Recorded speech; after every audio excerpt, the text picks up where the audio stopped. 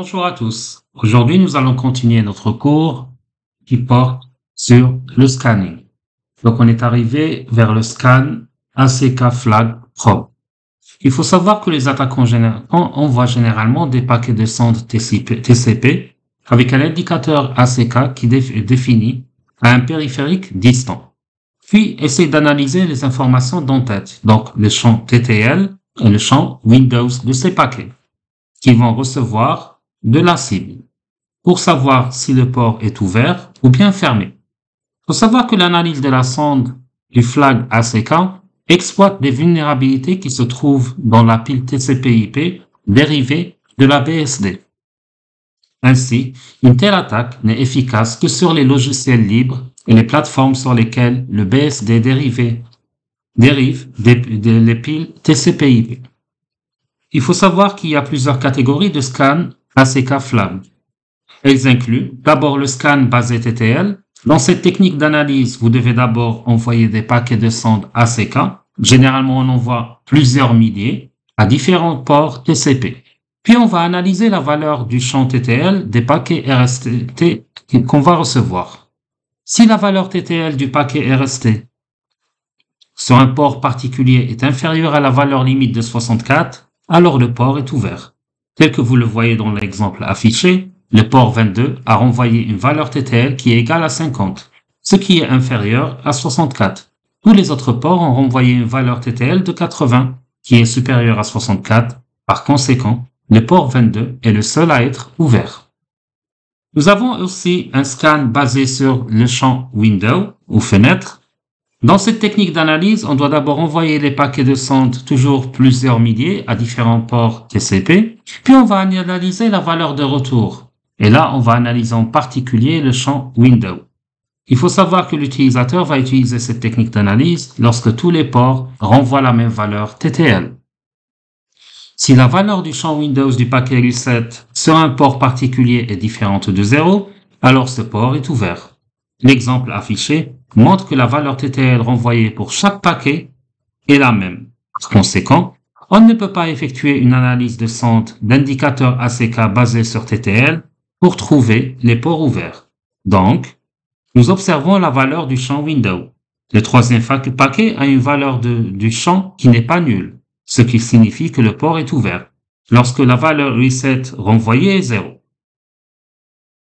Le port est fermé s'il n'y a pas de réponse même après de nombreuses retransmissions et qu'une erreur ICMP inaccessible type 3, code 1, 2, 3, 9 ou 10, voire même 13 est renvoyée. Alors le port est considéré comme un port filtré. Cette méthode présente l'avantage d'échapper aux IDS dans la plupart des cas. Par contre, elle est extrêmement lente et ne peut exploiter tous les anciens OS avec des piles TCP/IP vulnérables dérivées du BSD. On arrive maintenant vers le scan probe ACK Flag. Il faut savoir que la vérification des systèmes de filtrage des réseaux cibles, c'est ça en quelque sorte notre objectif. Donc, la technique ACK Flag Probe Scan aide également à vérifier les systèmes de filtrage des réseaux cibles. L'attaquant va envoyer un paquet de sondes ACK pour vérifier le mécanisme de filtrage, le pare-feu, des paquets employés par le réseau cible. L'envoi d'un paquet sonde ACK avec un numéro de séquence aléatoire et l'absence de réponse de la part de la cible signifie que le port est filtré. Ça veut dire qu'un pare-feu dynamique est présent. Une réponse reset de la cible signifie que le port n'est pas filtré. Donc, aucun pare-feu n'est présent. Un autre type de scan, c'est ce qu'on appelle le scan IDLE ou bien IPID. Il faut savoir que l'analyse d'entête IDLE-IPID est une méthode d'analyse de port TCP qu'on peut utiliser pour envoyer une adresse source user-P à un ordinateur afin de découvrir quel service est disponible. Cette technique offre une analyse aveugle complète d'un hôte distant. La plupart des serveurs réseau écoutent sur les ports TCP, tels que les serveurs web sur le port 80 et les serveurs de messagerie sur le port 25. Un port est considéré comme ouvert si une application écoute sur ce port. Une façon de déterminer si un port est ouvert consiste à envoyer un paquet SYN, bien demande d'établissement de session à notre port. La machine cible renverra un paquet SYN ACK et l'accusé de réception à la demande de session si le port est ouvert. Bien, elle va envoyer un paquet reset si le port est fermé. Une machine qui reçoit un paquet SYN ACK non sollicité répondra forcément par un reset. Un reset non sollicité sera forcément ignoré.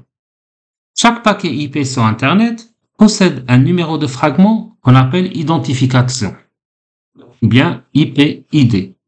Le système d'exploitation augmente la valeur de l'IP-ID à chaque paquet envoyé.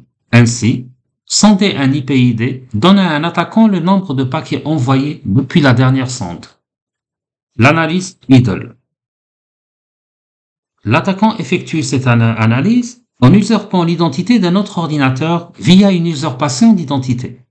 L'attaquant n'envoie pas de paquet depuis son adresse IP. À la place, il va utiliser un autre hôte, souvent appelé zombie, pour analyser l'hôte distant et identifier les ports ouverts.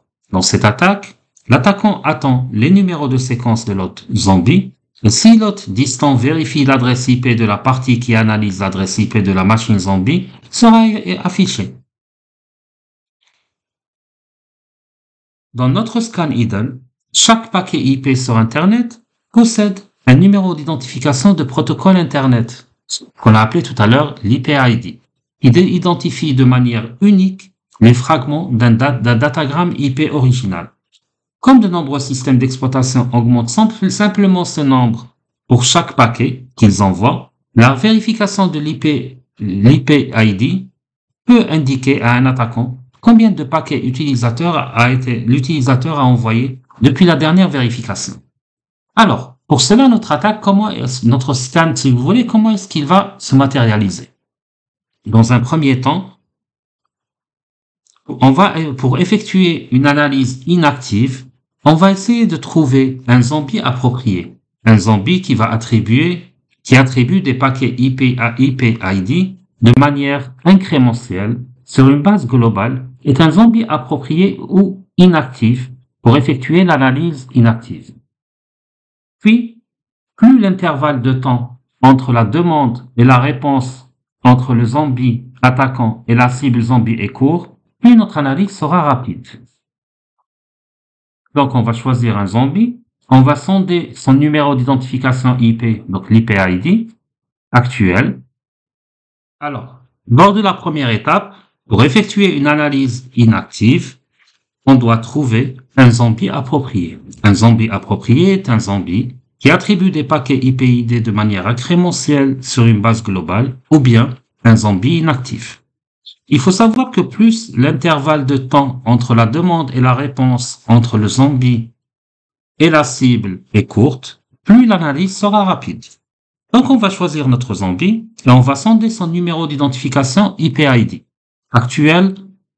Pour cela, on va envoyer un paquet SYN ACK à la machine zombie pour récupérer son numéro IP-ID. Dans l'exemple que vous voyez, le paquet SYN ACK est envoyé dans la première étape pour sonder un numéro IP-ID, mais pas pour établir une connexion TCP. Comme le zombie n'attend pas le paquet SYN ACK, il va refuser la connexion en envoyant un paquet reset. On va analyser notre paquet reset envoyé par la machine zombie pour extraire son IP-ID. Dans l'exemple que nous voyons, notre IP-ID du paquet reset est égal à 31 337. Dans l'étape 2, l'attaquant va envoyer un paquet SYN à la machine cible sur le port 80, usurpant ainsi l'identité, l'adresse IP du zombie. Donc, ensuite, si le port est ouvert, la cible va envoyer un paquet SYN ACK au zombie, car l'adresse IP a été usurpée, pour procéder au three-way handshake. Puis, le zombie, qui n'attendait pas le paquet SYN ACK de la machine cible, répondra avec un paquet reset.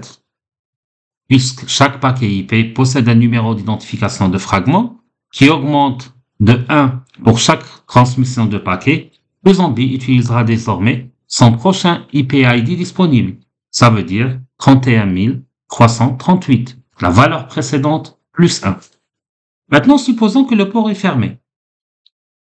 Donc, dès réception du paquet SYN de l'attaquant, donc de notre part, la cible va répondre avec un reset et le zombie restera inactif sans entreprendre aucune autre action.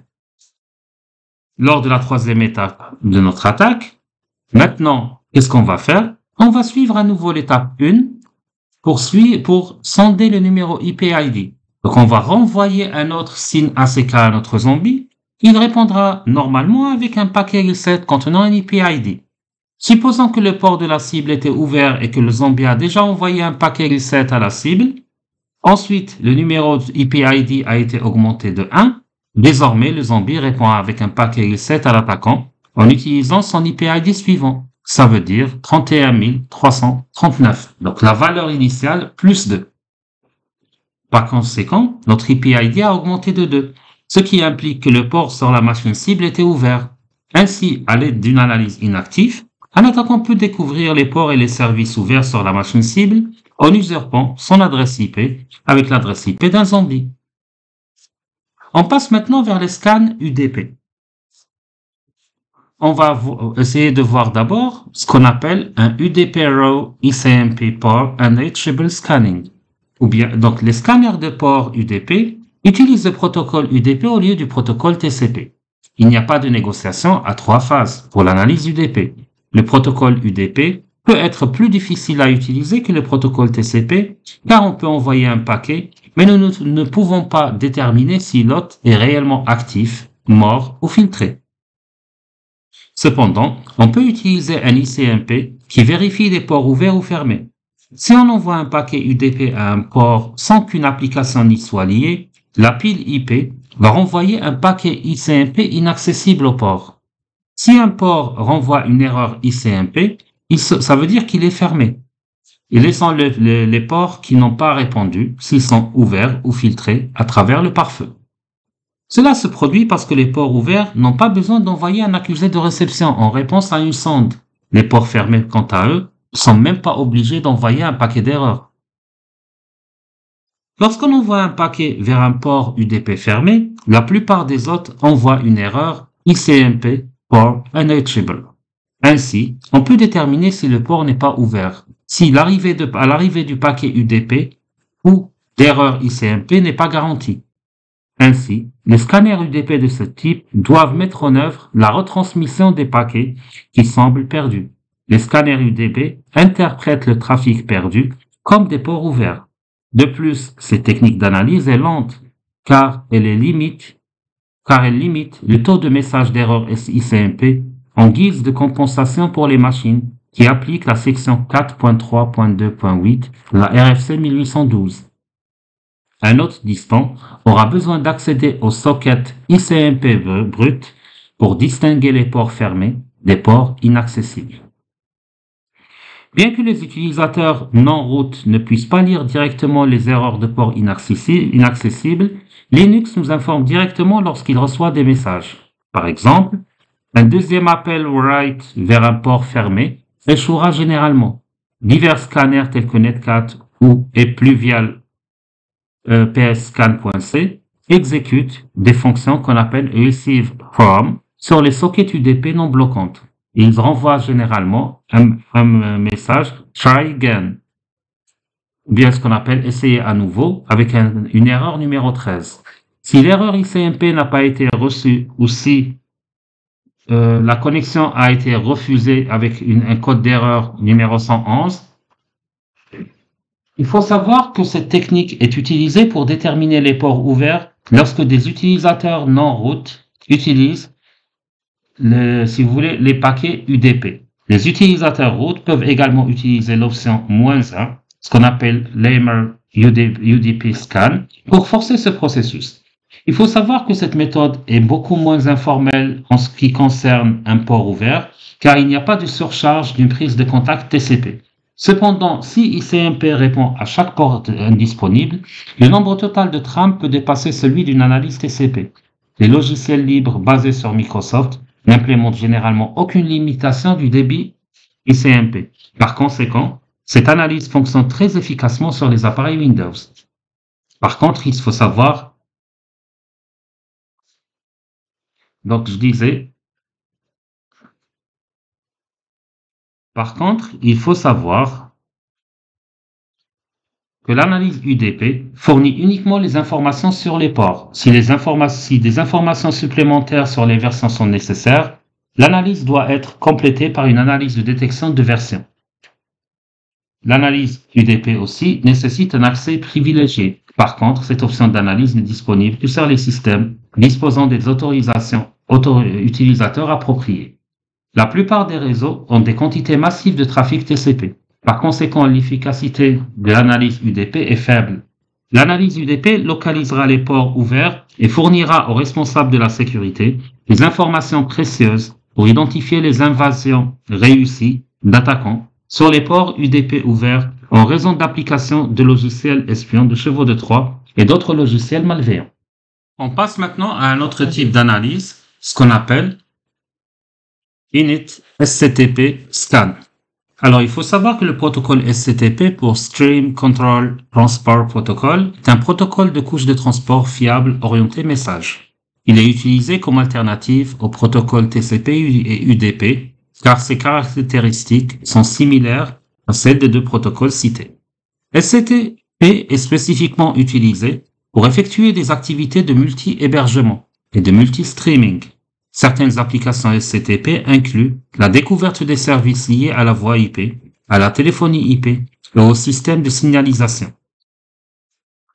L'association SCTP comprend une méthode de prise de contact à 4 étapes: Init, Init ACK, Cookie Echo et Cookie ACK.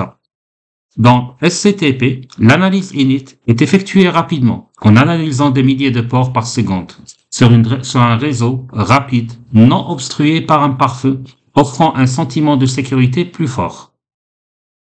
L'analyse SCTP Init est très similaire à l'analyse TCP SYN. Comparativement, il est également furtif et discret, car il ne peut pas réaliser d'association SCTP, rendant ainsi la connexion à moitié ouverte. Les attaquants envoient un fragment init à l'autre cible. Si le port est en écoute ou ouvert, il envoie un accusé de réception sous forme de bloc init plus ACK. Si la cible est inactive et qu'elle n'écoute pas, elle envoie alors un accusé de réception sous forme block abort. Après plusieurs retransmissions, s'il n'y a pas de réponse, alors le port est indiqué comme port filtré. Le port est également indiqué comme port filtré si le serveur cible répond avec une exception ICMP inaccessible de type 3.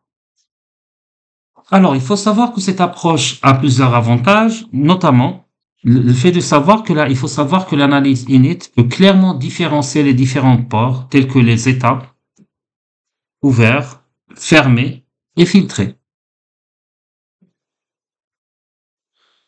Alors, l'analyse SCTP Cookie Echo est un type d'analyse plus avancé. Dans ce type d'analyse, les attaquants vont envoyer le bloc Cookie Echo à la cible. Si le port cible est ouvert, il déposera silencieusement les paquets sur le port et vous ne recevrez aucune réponse de la cible. Si la cible renvoie la réponse abort, alors le port est considéré comme un port fermé. Le bloc Cookie Echo n'est pas bloqué par des ensembles de règles de pare-feu sans état, comme dans l'analyse init. Seul un IDS avancé, donc qui fait des analyses par état, peut détecter l'analyse SCTP Cookie Echo. Il faut savoir que l'analyse de port n'est pas aussi visible que l'analyse d'initialisation. Par contre, l'analyse SCTP Cookie Echo ne peut pas faire la différence clairement entre les ports ouverts et filtrés, et elle affiche la sortie comme ouverte ou filtrée dans les deux cas. Il y a aussi ce qu'on appelle le scan SSDP. Alors, le protocole SSDP pour Simple Service Discovery Protocol est un protocole réseau qui communique généralement avec la machine lors de son interrogation avec des adresses de multidiffusion IPv4 ou IPv6 routables. Le service SSDP contrôle la communication pour la fonctionnalité Universal Plug and Play, ce qu'on appelle UPnP. Cela fonctionne généralement lorsque la machine n'est pas protégée par un pare-feu. Cependant, il peut parfois fonctionner via un pare-feu. Le service SSDP répondra à une requête envoyée via des adresses de diffusion IPv4 ou IPv6.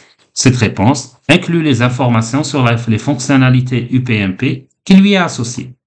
L'attaquant utilise l'analyse SSDP pour détecter les vulnérabilités UPnP qui pourraient lui permettre de lancer des attaques par débordement de tampons ou déni de service. L'attaquant peut utiliser l'outil de découverte d'informations UPnP SSDP mSearch pour vérifier si la machine est vulnérable aux exploits UPnP. L'outil de découverte d'informations UPnP SSDP mSearch glane des informations à partir des systèmes compatibles UPnP, tel que vous le voyez au niveau de la figure. Il faut savoir que lorsqu'on analyse une liste, la découverte de d'autres réseaux actifs est indirecte.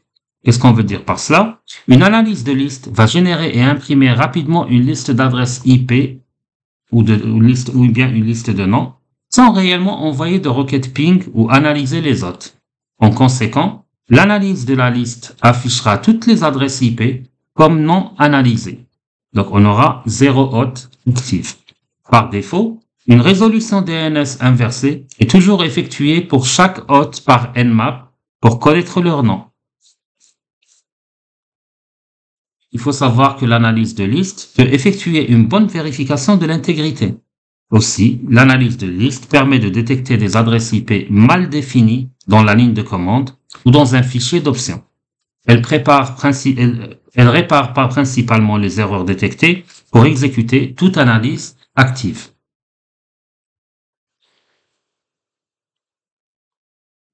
Alors, vous avez tous entendu parler de l'IPv6. Il faut savoir que l'IPv6 va permettre d'augmenter la taille de l'espace d'adressage IP de 32 bits à 128 bits pour permettre la prise en charge de niveaux plus élevés de hiérarchie d'adressage. Les techniques traditionnelles d'analyse de réseau sont moins réalisables sur le plan informatique en raison de l'espace de recherche qui est beaucoup plus grand, 64 bits d'espace adressage de hôte ou 264 adresses fournies par IPv6 dans un sous-réseau. L'analyse du réseau IPv6 est plus difficile et plus complexe que celle d'IPv4. De plus, un certain nombre d'outils d'analyse ne prennent pas en charge les balayages ping sur les réseaux IP6. Les attaquants doivent récolter les adresses IPv6 à partir du trafic réseau, des journaux enregistrés ou bien à partir de reçus de la part et d'autres lignes d'entête dans les emails archivés ou les messages d'actualité Usenet, afin d'identifier les adresses IPv6 pour une analyse de port ultérieure.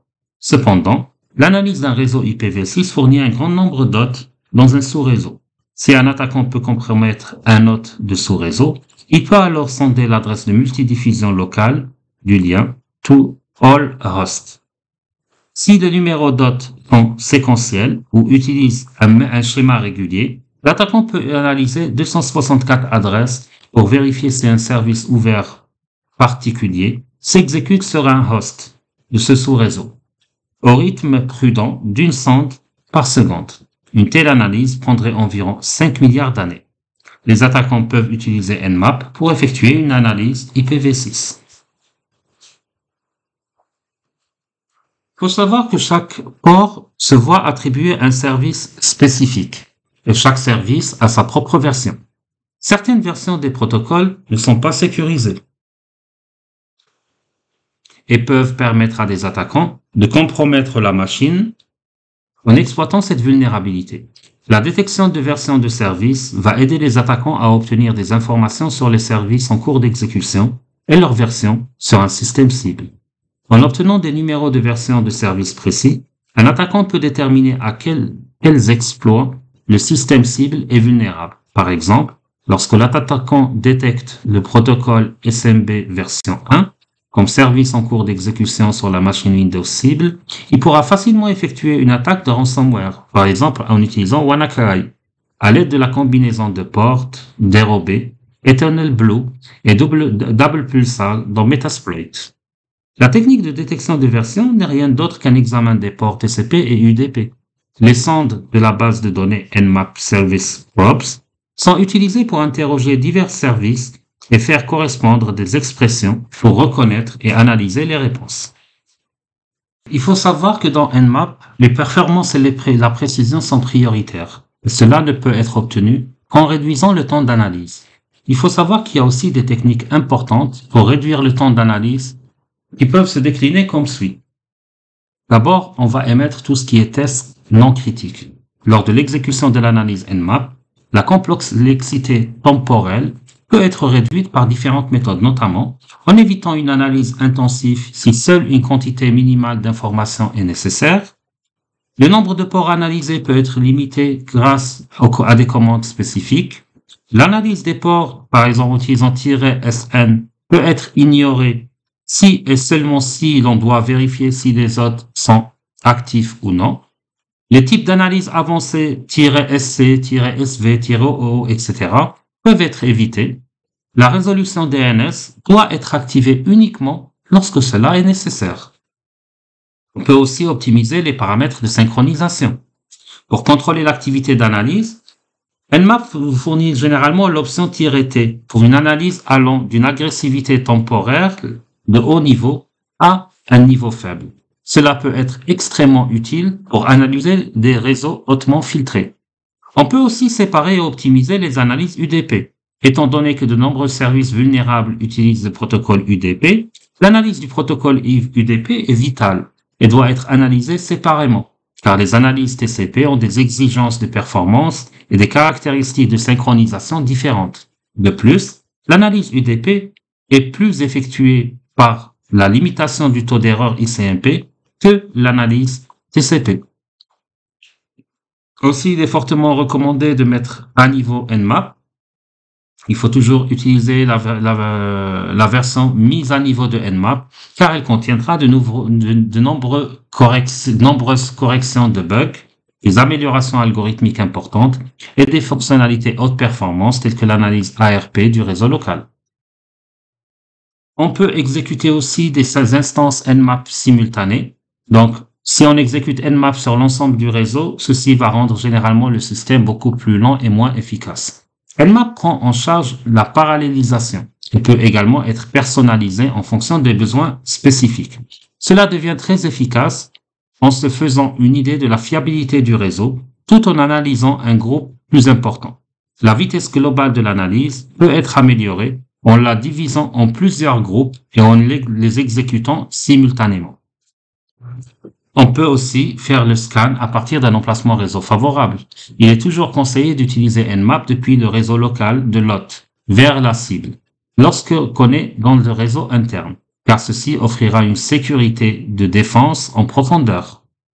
L'analyse externe est obligatoire lorsque les tests de pare-feu ou lorsque le réseau doit être surveillé du point de vue d'un attaquant externe. On peut aussi augmenter la bande passante disponible et le temps CPU. Donc, en augmentant la bande passante disponible et la puissance du processeur, le temps d'analyse Nmap peut être réduit. Cela peut être fait en installant une nouvelle ligne de données ou en arrêtant toutes les applications en cours d'exécution. Nmap est contrôlé par ses propres algorithmes de contrôle de congestion afin d'éviter l'inondation du réseau. Cela améliore sa précision et l'utilisation de la bande passante Nmap peut être testée en exécutant le mode détaillé, donc "-v". Il existe plusieurs contre-mesures pour les scans de port. Donc, comme on l'a indiqué précédemment, l'analyse de port fournit une très grande quantité d'informations utiles à l'attaquant, telles que les adresses IP, les noms des hosts, les ports ouverts et les services exécutés sur les ports.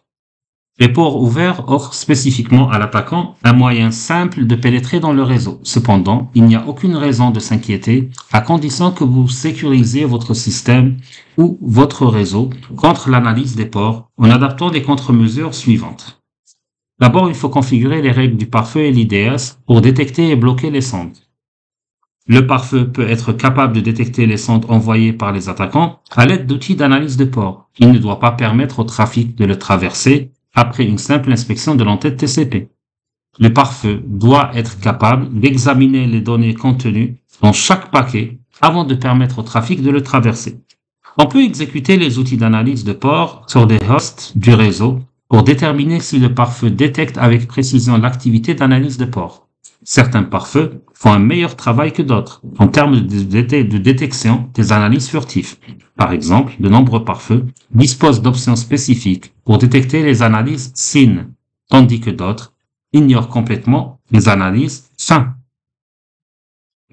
Assurez-vous que le micrologiciel du routeur ou de l'IDS ou du pare-feu est mis à jour avec les dernières versions.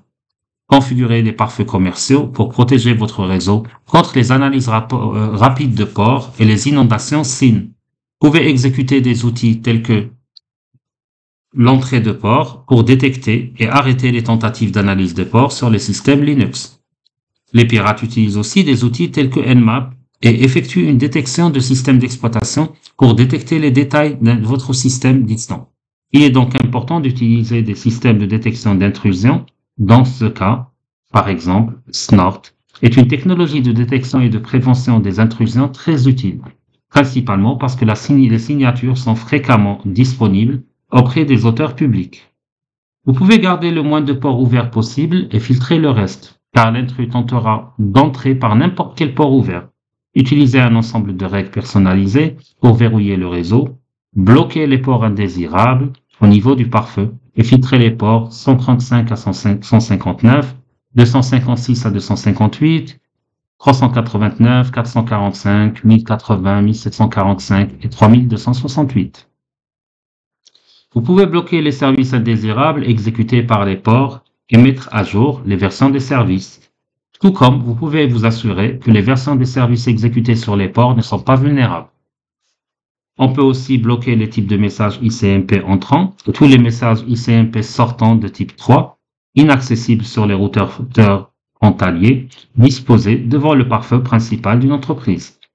Les attaquants tentent aussi un routage source et tentent d'envoyer des paquets aux cibles, qui peuvent ne pas être accessibles via Internet à l'aide d'un host intermédiaire pouvant interagir avec la cible.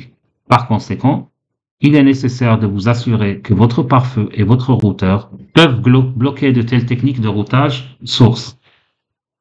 Assurez-vous que les mécanismes utilisés pour le routage et le filtrage au niveau des routeurs et des pare-feux, respectivement, ne peuvent pas être contournés à l'aide d'un port source particulier ou de méthodes de routage source. Vous pouvez aussi tester votre espace d'adresse /IP à l'aide d'analyses de ports TCP et UDP, ainsi que de sondes ICMP pour déterminer la configuration réseau et les ports accessibles.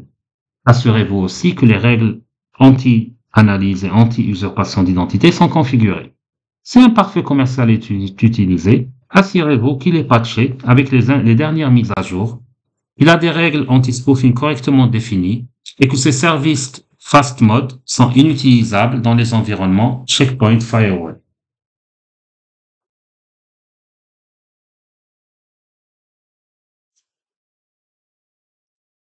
Alors, il faut savoir qu'un attaquant utilise des techniques de découverte du système d'exploitation ou de capture de bannières pour identifier les différents hosts qui se trouvent sur le réseau et qui exécutent des applications et des versions du système d'exploitation avec des exploits connus.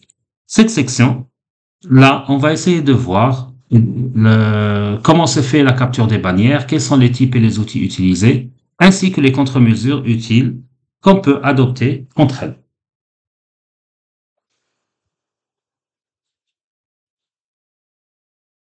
Il faut savoir que la capture de bannière ou empreinte digitale du système d'exploitation est une méthode utilisée pour déterminer le système d'exploitation qui s'exécute sur un système cible distant. Il s'agit généralement d'une méthode d'analyse importante car l'attaquant aura une probabilité de succès très élevée si le système d'exploitation du système cible est connu. De nombreuses vulnérabilités sont spécifiques à différents systèmes d'exploitation. L'attaquant peut alors formuler une stratégie d'attaque basée sur le système d'exploitation du système cible. Il existe deux méthodes pour récupérer une bannière. D'abord, repérer la bannière en essayant de se connecter à un service tel qu'un site FTP et télécharger le fichier binaire bin.ls pour vérifier l'architecture du système. Et une technique d'empreinte digitale plus avancée dépend de l'interrogation de la pile, qui transfère les paquets à l'hôte du réseau et les évalue par la réponse. La première méthode de requête de pile conçue pour le mode de communication TCP évalue la réponse aux demandes de connexion. la méthode suivante, connue sous le nom d'analyse de numéro de séquence initiale ou ISN, identifie les différences entre les générateurs de nombres aléatoires trouvés dans les piles TCP. L'analyse de la réponse ICMP est une autre méthode utilisée pour identifier un système d'exploitation. Elle consiste à envoyer un message ICMP à un host distant et à évaluer la réponse. Deux types de techniques de capture de bannière vont être vus maintenant. D'abord, la capture de bannière active, qui applique le principe selon lequel la pile IP d'un système d'exploitation possède une manière unique de répondre aux paquets TCP spécialement conçus. Cela se produit en raison de différentes interprétations par les fournisseurs qu'ils vont appliquer lors de l'implémentation de la pile TCP/IP sur un OS particulier.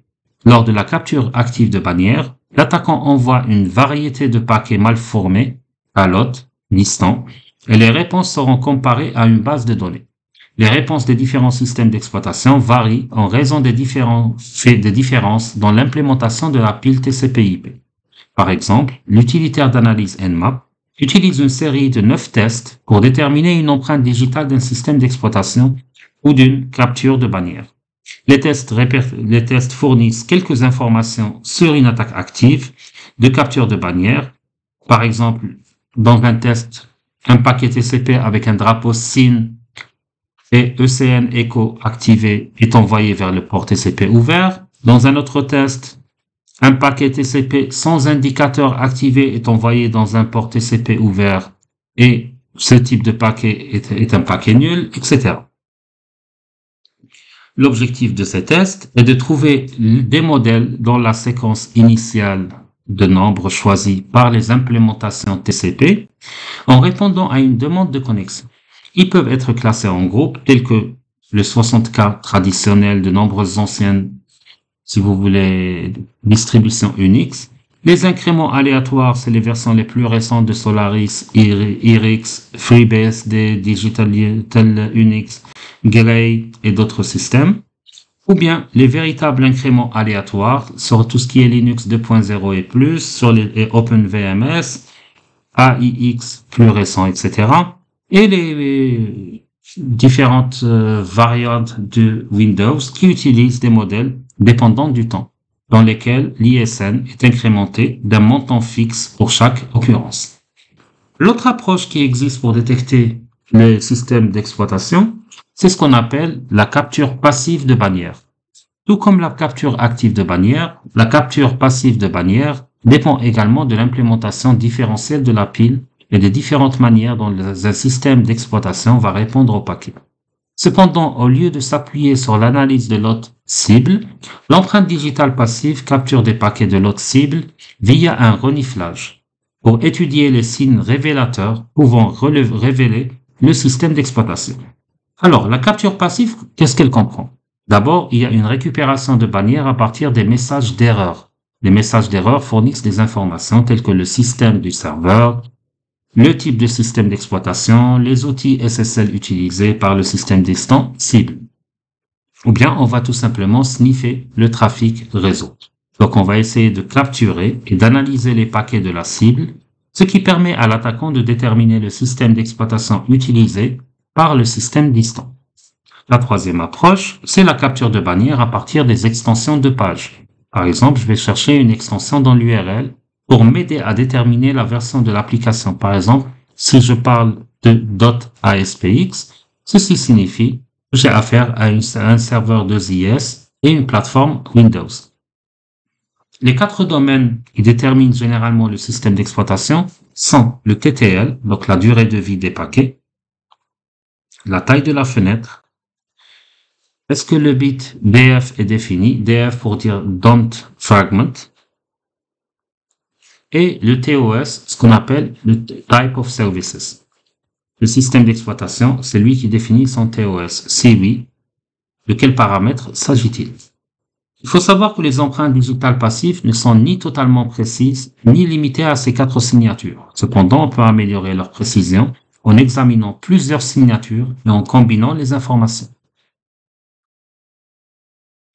L'identification du système d'exploitation cible est l'une des tâches les plus importantes pour un attaquant qui souhaite compromettre le réseau, la machine cible. Dans un réseau, diverses normes sont mises en œuvre pour permettre à différents systèmes d'exploitation de communiquer entre eux. Ces normes vont régir le fonctionnement de divers protocoles tels que IP, TCP, UDP, etc. En analysant certains paramètres ou champs de ces protocoles, on peut révéler les détails du système d'exploitation. Des paramètres tels que la durée de vie, donc TTL, et la taille de la fenêtre TCP dans l'entête IP du premier paquet d'une session TCP aident à identifier le système d'exploitation exécuté sur la machine cible. Le champ TTL détermine par contre la durée maximale pendant laquelle un paquet peut rester dans un réseau et la taille de la fenêtre TCP va déterminer la longueur du paquet signalé. Ces valeurs varient selon les logiciels libres, comme décrit sur le tableau que vous voyez au niveau de la diapo. Donc, les attaquants peuvent utiliser divers outils pour effectuer la découverte du système d'exploitation sur la machine cible. Notamment, on peut utiliser Wireshark pour capturer les paquets et les analyser. On peut utiliser Nmap, Unicorn Scan, Nmap Script Engine, etc. Les attaquants peuvent également adopter la méthode d'empreinte digitale IPv6 pour récupérer les détails du système d'exploitation cible. On va essayer de prendre l'exemple de découverte de l'OS en utilisant Wireshark. Donc, pour identifier le système d'exploitation, qu'est-ce qu'on va faire? On va essayer d'abord de capturer les réponses générées par la machine cible vers la machine émettrice de la requête à l'aide d'un outil de détection de paquets tel que Wireshark. On va observer les champs des fenêtres et les champs TTL et TCP pour le premier paquet capturé. En comparant les valeurs avec celles du tableau qu'on vient de voir au niveau de la diapo, on peut déterminer le système d'exploitation cible qui a généré cette réponse. Alors, il faut savoir que le moteur de script Nmap, ce qu'on appelle NSE, ou Nmap Script Engine, peut être utilisé pour automatiser une grande variété de tâches réseau, en permettant aux utilisateurs d'écrire et de partager des scripts. Ces scripts peuvent être exécutés en parallèle avec la même efficacité et rapidité que Nmap. Les attaquants peuvent également utiliser divers scripts dans le moteur de script Nmap pour effectuer la découverte du système d'exploitation sur la machine cible. Par exemple, dans Nmap, SMB OS Discovery est un script intégré utilisé pour collecter les informations sur le système d'exploitation sur la machine cible via le protocole SMB. On peut aussi relever l'empreinte digitale IPv6. C'est une autre technique qui est utilisée pour identifier le système d'exploitation exécuté sur la machine cible. Il a les mêmes fonctionnalités qu'IPv4, comme l'envoi de sondes, l'attente et la collecte de réponses, ou leur mise en correspondance avec la base de données d'empreintes digitales. La différence entre les empreintes digitaux IPv6 et IPv4 réside dans le fait qu'IPv6 utilise plusieurs sondes avancées supplémentaires qui lui sont spécifiques, ainsi qu'un moteur de détection du système d'exploitation distinct qui lui est aussi spécifique. Nmap va envoyer près de 18 sondes pour identifier le système d'exploitation cible à l'aide de la méthode IPv6. On peut citer notamment la génération de séquences S1, S10, l'écho ICMP version 6 en utilisant IE1 et IE2. On peut parler de la notification de congestion explicite, etc. Alors, comme toute attaque qu'on a vue, il y a toujours des contre-mesures pour se protéger contre la capture de bannières. D'abord, nous avons ce qu'on appelle la désactivation ou la modification de bannière. Chaque fois qu'un port est ouvert, cela implique qu'un service ou une bannière y est exécuté. Lorsque les attaquants se connectent au port ouvert à l'aide de techniques de capture de bannière, le système va tout simplement présenter une bannière contenant des informations sensibles, telles que le système d'exploitation, le type de serveur, sa version. Donc, à l'aide de ces informations recueillies, l'attaquant va identifier les vulnérabilités spécifiques à exploiter et va permettre le lancement des attaques. Les contre-mesures contre les attaques par capture de bannière sont les suivantes. D'abord, on peut afficher de fausses bannières pour induire en erreur ou tromper l'attaquant. Bien, on peut désactiver les services inutiles sur l'hôte du réseau pour limiter la divulgation d'informations. C'est ce qu'on appelle la réduction de la surface d'attaque. On peut utiliser les outils Saver Mask pour désactiver ou modifier les informations sur la bannière. Server Mask permet de supprimer les données d'entête et de réponse HTTP inutiles et de camoufler le serveur en fournissant de fausses signatures. Il vous offre également la possibilité de supprimer les extensions de fichiers tels que .asp ou ASPX et indique clairement qu'un site s'exécute sur un serveur Microsoft. Apache 2.x avec un module mode header. On peut utiliser une directive dans le fichier httpd.conf pour modifier l'entête des informations de la bannière et définir le serveur comme nouveau nom de serveur par exemple. On peut également remplacer la ligne server signature par server signature off dans le fichier httpd.conf.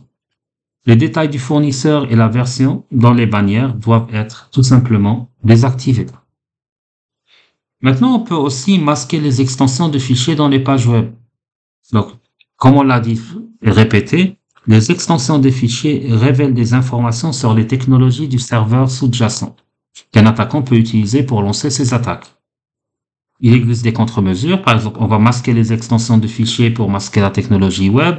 On va remplacer les mappages d'applications tels que .asp ou .htm, .foo pour masquer l'identité du serveur. Les utilisateurs Apache peuvent utiliser des directives, ce qu'on appelle les modes negotiation. Les utilisateurs de ZS peuvent utiliser des outils tels que PageX, Change pour gérer les extensions de fichiers. Maintenant, il faut savoir que dans l'absolu, il est préférable que les extensions de fichiers ne soient pas du tout utilisées. Maintenant, comme on l'avait dit précédemment, les systèmes de détection d'intrusion ou IDS, ainsi que les pare-feux, sont des mécanismes de sécurité destinés à empêcher un attaquant d'accéder à un réseau. Cependant, même les IDS et les pare-feux présentent certaines limites en matière de sécurité. Donc, les attaquants vont tenter de lancer des attaques pour exploiter ces limitations. On va essayer de voir un peu quelles sont les techniques d'évasion d'IDS. Par exemple, la fragmentation de paquets, le routage source, l'usurpation d'adresse IP, qu'on pourra éventuellement utiliser pour évader le contrôle des IDS et des pare-feux. Bien que les IDS et le pare-feu puissent empêcher le trafic malveillant d'entrer dans un réseau, les attaquants trouvent toujours un moyen de le contourner et d'envoyer ces paquets vers la cible, en mettant en œuvre l'une des techniques suivantes. Soit la fragmentation de paquets, donc l'attaquant va envoyer des paquets de sondes fragmentés à la cible, qui seront réassemblés après avoir été reçus. On peut utiliser ce qu'on appelle le routage de la source. Donc l'attaquant va spécifier un chemin de routage du paquet mal formé pour atteindre la cible prévue. On peut manipuler le port source. Dans ce cas-là, on va modifier le port source réel avec un port source commun pour échapper à l'IDS ou le pare-feu. On peut leurrer l'adresse IP, donc on va générer ou spécifier manuellement les adresses IP de leurre afin que l'IDS ne puisse pas déterminer notre adresse réelle. On peut usurper une adresse IP, donc on va modifier les adresses IP sources afin que l'attaque semble provenir de quelqu'un d'autre. Ou bien on va créer des paquets personnalisés. Donc l'attaquant va envoyer des paquets personnalisés pour analyser la cible prévue au-delà des pare-feux.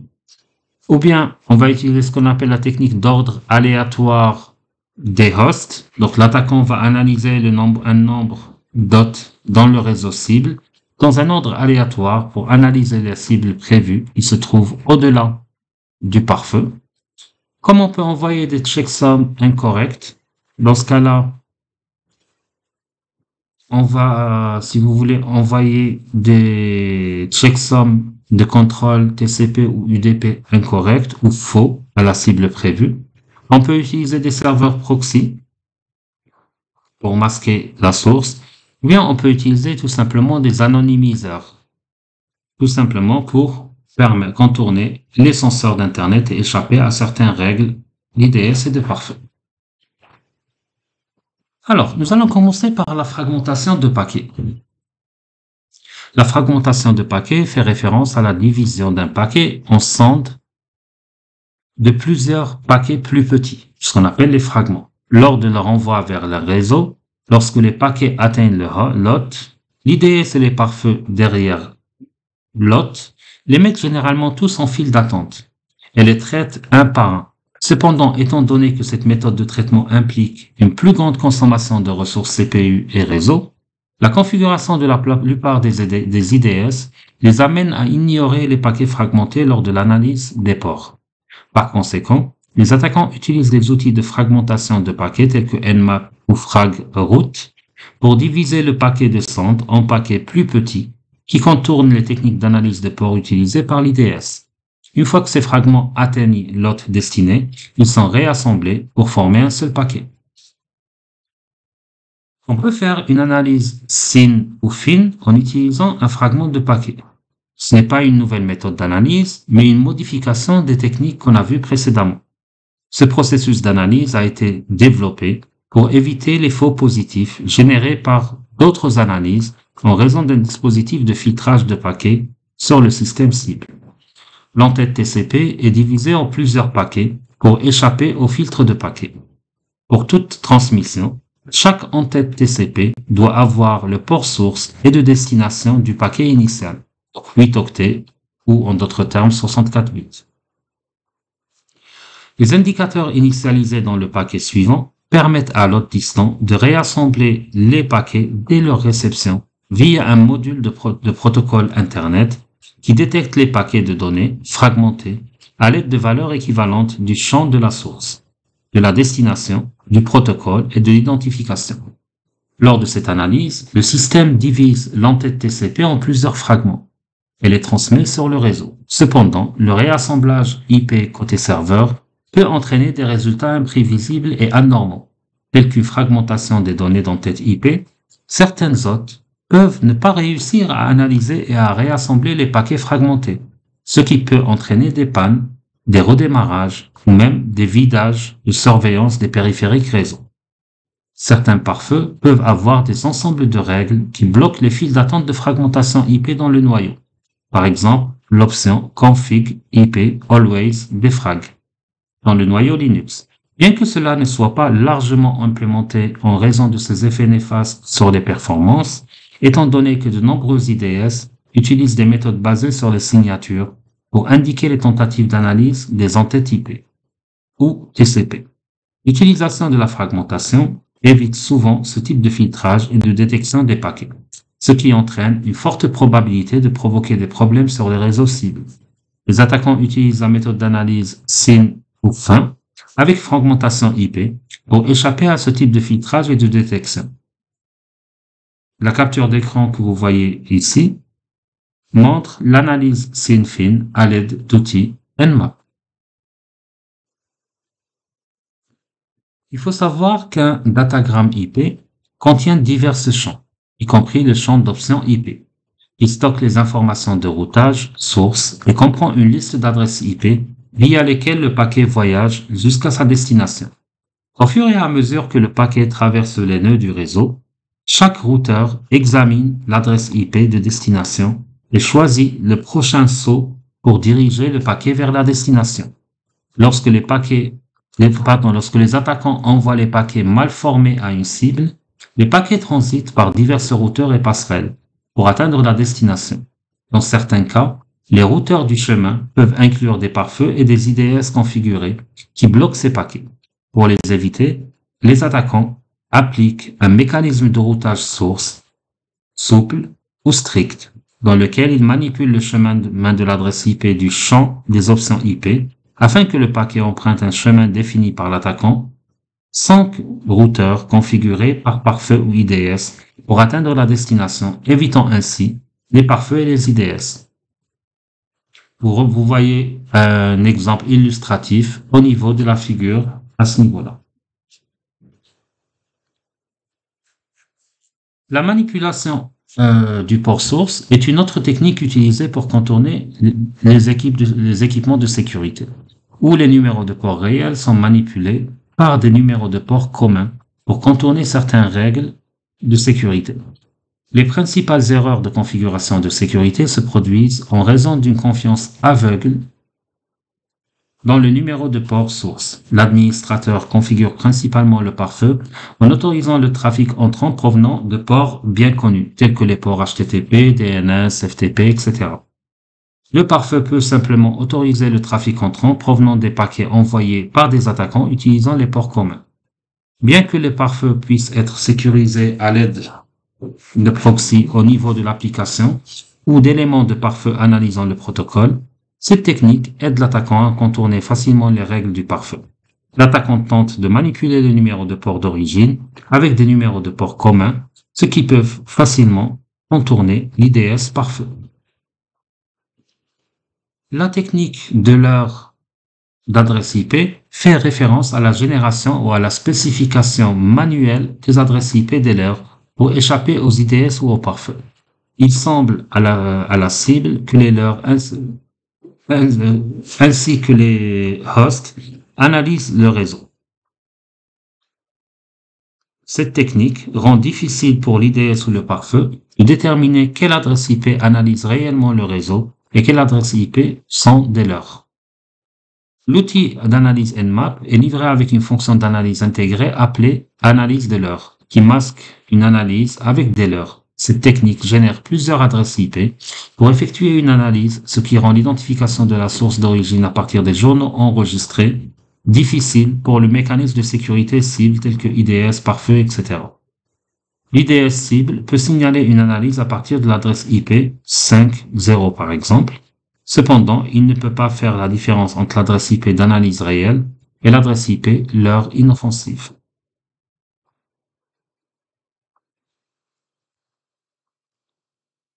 Les leurres peuvent être générés à la fois lors de l'analyse ping initiale, telle que ICMP, SYN, ACK, et pendant les phases d'analyse de port proprement dites. Le leurre d'adresse IP est une technique utile pour masquer l'adresse IP, cependant cela ne réussira pas si la cible utilise des mécanismes actifs tels que le traçage de chemin du routeur, l'abandon de réponse, etc. De plus, l'utilisation de nombreux leurres peut ralentir le protocole d'analyse et affecter la précision de l'analyse.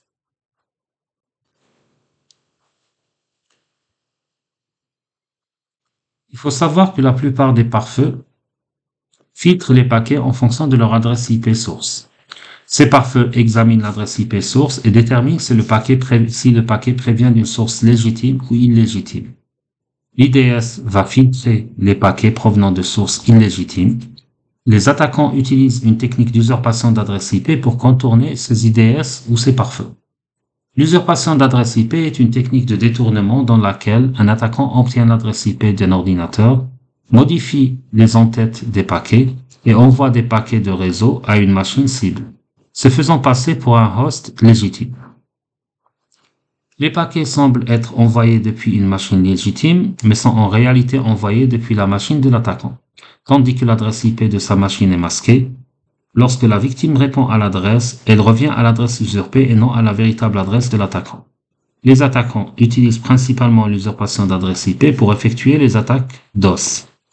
Lorsque l'attaquant envoie une demande de connexion à l'autre cible va répondre à l'adresse IP usurpée. Lors de l'usurpation d'une adresse inexistante, la cible répond à un système inexistant, puis se bloque jusqu'à l'expiration de la session, consommant ainsi une quantité importante de ses propres ressources. Allons voir maintenant les techniques de détection d'un IP spoofing, ce qu'on appelle le Direct TTL Proxy. Dans cette technique, nous envoyons initialement un paquet, ce qu'on appelle une requête ping, à l'hôte légitime, et nous attendons une réponse. On va vérifier si la valeur TTL dans la réponse correspond à celle du paquet que nous vérifions. Les deux auront le même TTL s'ils utilisent le même protocole. Bien que les valeurs TTL initiales varient selon le protocole utilisé, quelques valeurs TTL initiales sont couramment utilisées. Par exemple, pour TCP/UDP, les valeurs 64 et 128 sont utilisées. Pour ICMP, on aura les valeurs 128 et 255. Si la réponse provient d'un protocole différent, on doit alors vérifier le nombre réel de sauts pour détecter les paquets usurpés, déduire la valeur TTL dans la réponse de la valeur TTL initiale pour déterminer le nombre de sauts. Le paquet est un paquet usurpé si la durée de vie de la réponse ne correspond pas à la durée de vie du paquet. Il sera plus facile de lancer une attaque si l'attaquant connaît le nombre de sauts entre la source et l'hôte. Dans ce cas, le résultat du test est un faux négatif. Cette technique réussit lorsque l'attaquant se trouve dans un sous-réseau différent de celui de la victime. Il faut savoir que le trafic normal provenant d'un hôte peut contraster les durées de vie en fonction des modèles de trafic.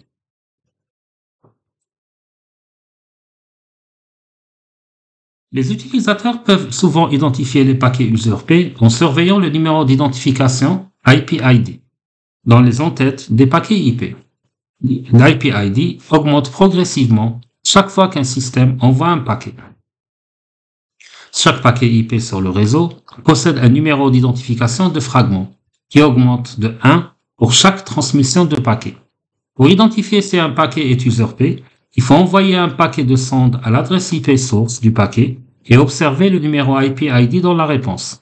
La valeur IP-ID dans le paquet de réponse doit être proche, mais aussi légèrement supérieure à la valeur IP-ID du paquet de la sonde. L'adresse source du paquet IP est usurpée si l'IP-ID du paquet de réponse n'est pas proche de celui du paquet de sonde. Cette méthode est efficace même lorsque l'attaquant et la cible se trouvent sur le même sous-réseau.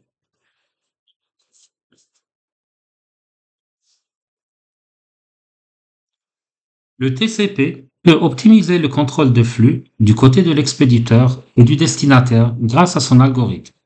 L'algorithme réalise le contrôle de flux en utilisant le principe de ce qu'on appelle la fenêtre glissante. L'utilisateur peut contrôler le flux des paquets IP grâce au champ de taille et de fenêtre dans l'entête TCP. Ce champ représente la quantité maximale de données que le destinataire peut recevoir et la qualité maximale de données que l'expéditeur peut transmettre sans accuser de réception. Ainsi, ce champ permet de contrôler le flux de données.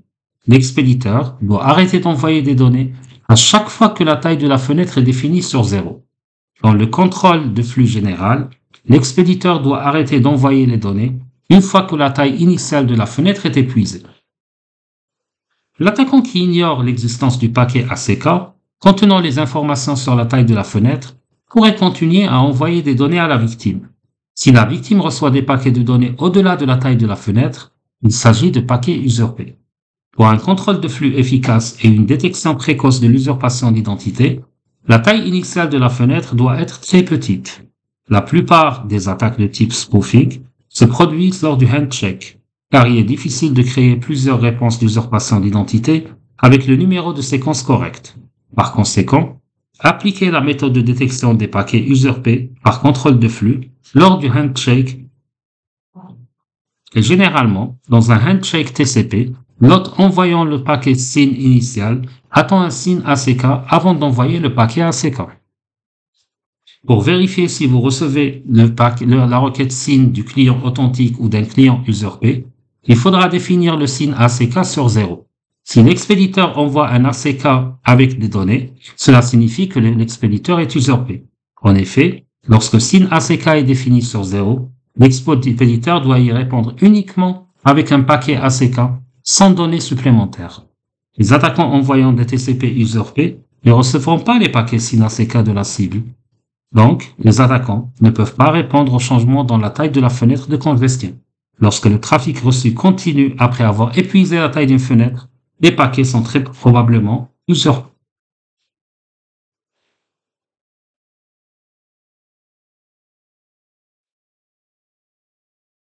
Généralement, un ethical hacker, également connu sous le nom de pentester, doit effectuer une tâche supplémentaire qu'un pirate ne effectue pas. Qu'est-ce qu'il doit faire? Il doit adopter des contre-mesures contre les vulnérabilités respectives déterminées lors de son attaque.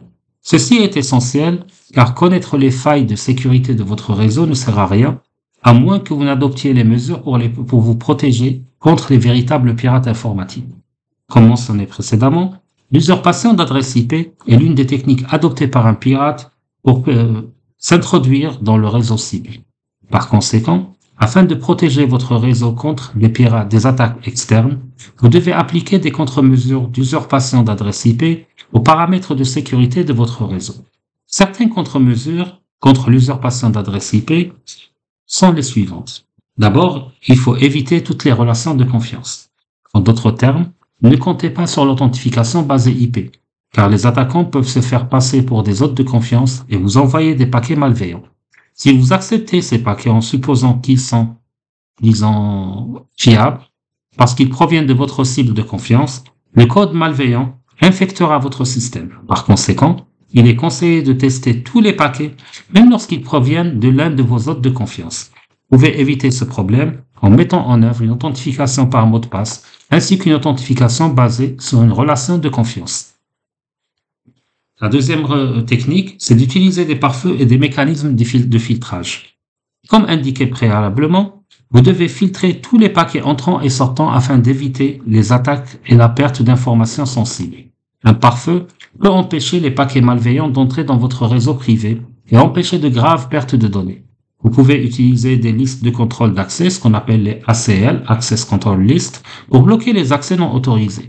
Dans le même temps, il existe une possibilité d'attaque interne. Les attaquants internes peuvent envoyer des informations sensibles sur votre entreprise à vos concurrents par exemple, ce qui pourrait entraîner des pertes monétaires et d'autres problèmes. Un autre risque lié aux paquets sortants est qu'un attaquant réussisse à installer un programme de détection malveillant s'exécutant dans un mode caché sur votre réseau. Ces programmes rassemblent et envoient toutes les informations de votre réseau à l'attaquant, sans aucune notification après avoir filtré les paquets sortants. Par conséquent, vous devez accorder la même importance à l'analyse des paquets sortants que celle accordée aux paquets entrants. Une troisième technique consiste à utiliser des numéros de séquence initiaux aléatoires. Il faut savoir que la plupart des appareils choisissent leur ISN en fonction de compteurs chronométrés. Cela rend l'ISN prévisible car il est facile pour un attaquant de déterminer le concept de génération de l'ISN. L'attaquant peut déterminer l'ISN de la prochaine connexion TCP en analysant l'ISN de la session ou de la connexion en cours. Si l'attaquant peut prédire l'ISN, il peut alors établir une connexion malveillante avec le serveur et détecter votre trafic réseau. Pour éviter ce risque, utilisez des numéros de séquence initiaux aléatoires. La prochaine approche, c'est ce qu'on appelle le filtrage des entrées. Ceci va empêcher le trafic usurpé d'entrer sur Internet. Il est appliqué aux routeurs car il améliore la fonctionnalité des routeurs et bloque le trafic usurpé. La configuration et l'utilisation d'ACL qui abandonne les paquets dont l'adresse source est en dehors de la plage définie constitue une méthode de mise en œuvre du filtrage d'entrée. Il y a aussi la technique de filtrage de sortie. Elle fait référence à une pratique qui vise à empêcher l'usurpation d'adresse IP en bloquant les paquets sortants dont l'adresse source n'est pas interne. Nous avons aussi l'utilisation du chiffrement. Alors, si vous souhaitez atteindre une sécurité réseau optimale, utilisez le cryptage fort pour tout le trafic placé sur le support de transmission, sans tenir compte de son type et de son emplacement. C'est le meilleur moyen de prévenir les attaques d'usurpation d'adresse IP. IPsec, par exemple, peut être utilisé pour réduire considérablement le risque d'usurpation d'adresse IP, car il assure l'authentification, l'intégrité et la confidentialité des données. De plus, les ACL peuvent être utilisés pour bloquer les adresses IP privées au niveau des interfaces, en aval. Les sessions de chiffrement doivent être activées sur les routeurs afin que les hôtes de confiance puissent communiquer en toute sécurité avec les hosts locaux. Les attaquants ont tendance à se concentrer sur les cibles faciles à compromettre. Si un attaquant veut pénétrer dans un réseau chiffré, il doit déchiffrer toute une série de paquets, ce qui est une tâche ardue. Par conséquent, l'attaquant est susceptible de passer à autre chose et essayer de trouver une autre cible facile à compromettre ou simplement d'abandonner sa tentative. De plus, utiliser les derniers algorithmes de chiffrement offre une sécurité renforcée. Nous avons aussi les contre-mesures contre les inondations SYN. Donc, ces contre-mesures peuvent également vous aider à éviter les attaques d'usurpation d'adresse IP.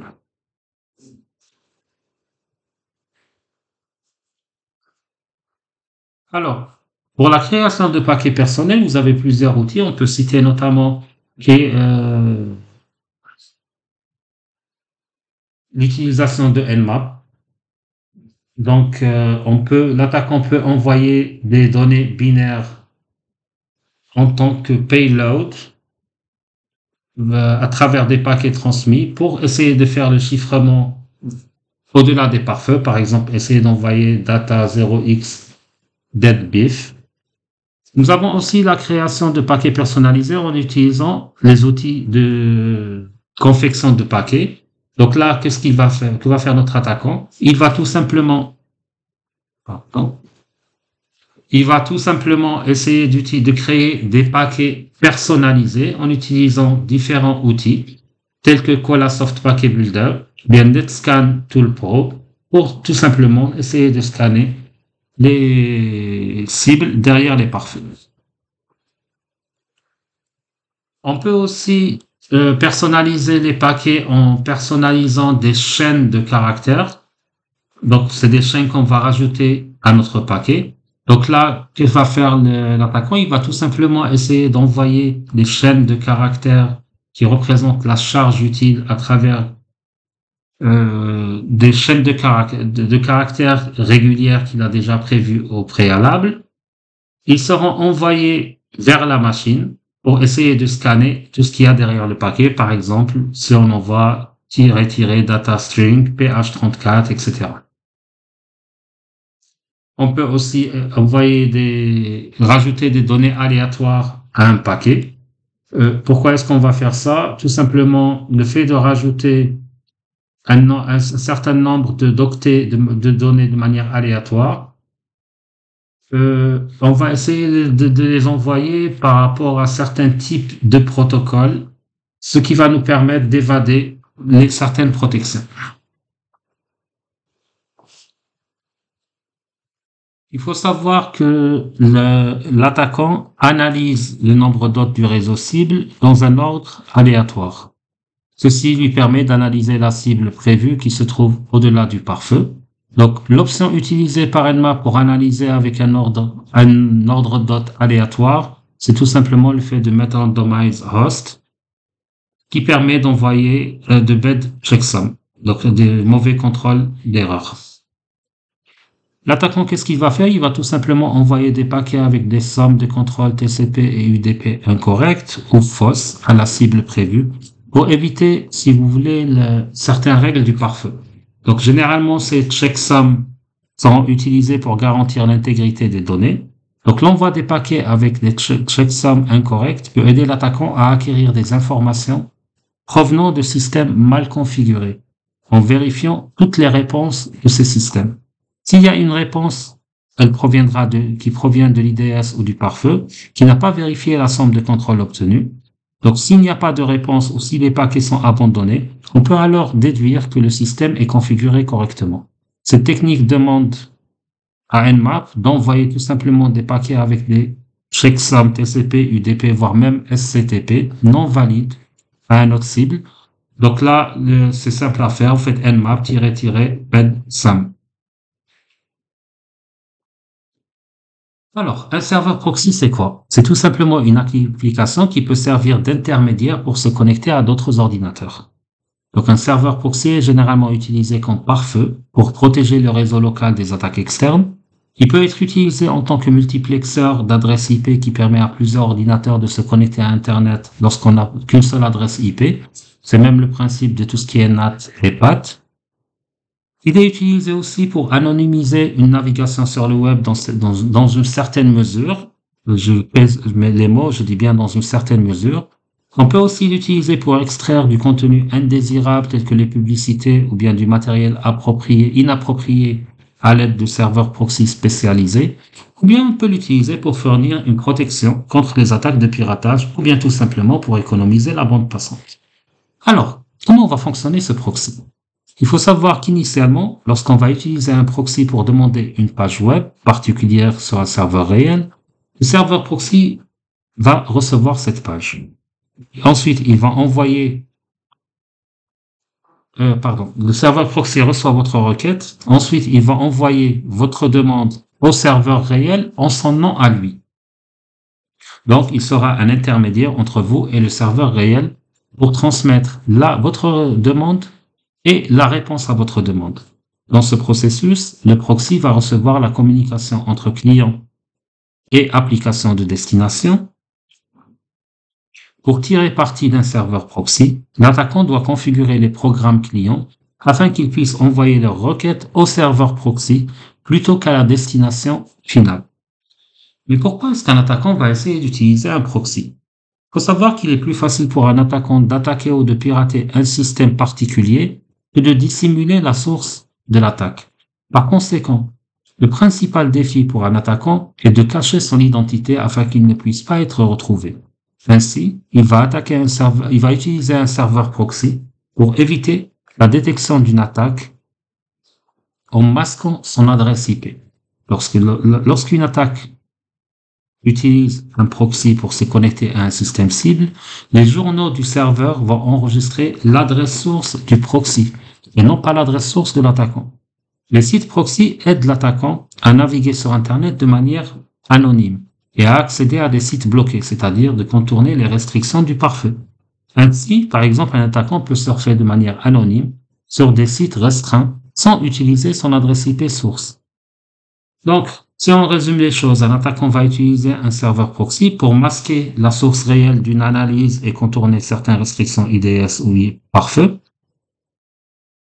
Masquer son adresse source afin qu'il puisse pirater sans aucun corollaire légal. Il peut ainsi afficher une fausse adresse source qui est réellement l'adresse du proxy. Ça lui permet aussi d'accéder à distance à des intranets ou autres sources de sites web qui sont normalement interdites.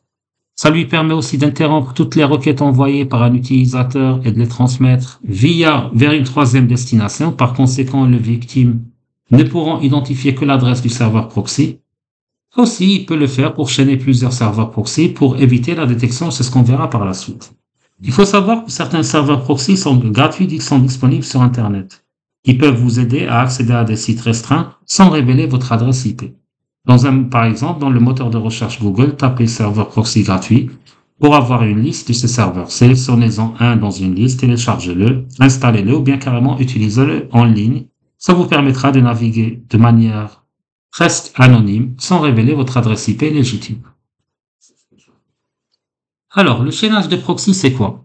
Alors, il va aider tout simplement l'attaquant à augmenter son anonymat sur Internet. L'anonymat sur Internet dépend du nombre de proxys que vous allez utiliser pour récupérer l'application cible. Plus le nombre de serveurs proxy utilisés est grand, plus l'anonymat de l'attaquant est grand. Il faut savoir que le processus de chaînage de proxy est décrit comme suit. D'abord, l'utilisateur va demander une ressource à la destination. Un client proxy dans le système de l'utilisateur va se connecter à un serveur proxy et transmet la requête à ce serveur. Le serveur proxy supprime les informations d'identification de l'utilisateur et transmet la demande au proxy suivant. Ce processus se répète par tous les serveurs proxy de la chaîne. Enfin, la requête non chiffrée est transmise au serveur web. Il faut savoir qu'il y a pas mal d'outils proxy. On peut citer Proxy Switcher ou bien CyberGhost VPN. Donc, vous avez beaucoup d'autres, Tor, CC Proxy, Hotspot, Shield, etc. Nous avons d'autres outils proxy pour mobile, par exemple Proxy Droid, Proxy Manager ou bien ShadowSox. Aussi, nous avons des outils qu'on appelle les anonymiseurs. Les anonymiseurs, c'est quoi? C'est tout simplement des outils qui vont supprimer toutes les informations d'identité de l'utilisateur à partir de sa machine quand l'utilisateur surfe sur Internet. Leur objectif est de rendre les activités sur Internet intraçables et ils vous permettent aussi de bypasser tout ce qui est censure sur Internet. Alors, pourquoi est-ce qu'on va utiliser les anonymiseurs? Tout simplement pour essayer de naviguer en toute confidentialité et anonymat, de vous protéger contre les attaques en ligne, d'avoir des accès à des contenus restreints et d'évader certaines règles IDS et de partout. Alors, parmi les outils de contournement de la censure, on peut citer Alcacir et Tail. Alors, c'est tout simplement, pour le premier, le Tail, c'est tout simplement un OS live Ça veut dire quoi? Ça veut dire c'est un OS à partir duquel vous allez pouvoir booter sans laisser, à partir d'un support externe, sans laisser pratiquement aucune trace sur votre machine. Alcacer, par contre, c'est une cross-platform. Il est open source, il est robuste. Et son but, c'est tout ça. Il contient un certain nombre d'outils et de modèles qui vont vous permettre, en quelque sorte, de contourner tout ce qui est censure sur Internet. Parmi les anonymiseurs, vous avez aussi Wonix et vous avez Psiphon. Pour tout ce qui est mobile, vous avez Orbot, Psiphon aussi et OpenDog. Alors, tout ce qu'on vient de voir aujourd'hui a pour but de récolter de l'information, tout en essayant de se protéger. Pourquoi l'attaquant va récolter de l'information? Pour essayer d'avoir une image globale du réseau Internet intranet, ou bien du réseau globalement, qu'il est en train de cibler. Donc, pour cela, il doit aboutir à quelque chose qu'on appelle dessiner le diagramme réseau. Alors, le diagramme réseau, c'est quelque chose qui va nous donner un aperçu du réseau et de son architecture, soit qu'on puisse voir les chemins logiques et physiques de notre cible potentielle. Il existe un certain nombre d'outils qui nous permettent de faire ça, mais il faut savoir que ces outils vous permettent de faire ça de manière légale. Ça veut dire que dans le cas où vous êtes administrateur, ils vont vous permettre d'avoir le schéma de votre réseau. Pourquoi? Parce que tout simplement, il vous faut un certain nombre de droits pour pouvoir le faire. Vous avez par exemple Network Topology Mapper, OP Manager, Dude, NetBrain, etc. Il y a d'autres outils qui permettent de le faire pour faire tout ce qui est à partir d'un mobile pour découvrir votre réseau. Vous avez Scanny, Network Analyzer ou bien Portnoid. Je vous remercie et on se verra pour le prochain cours.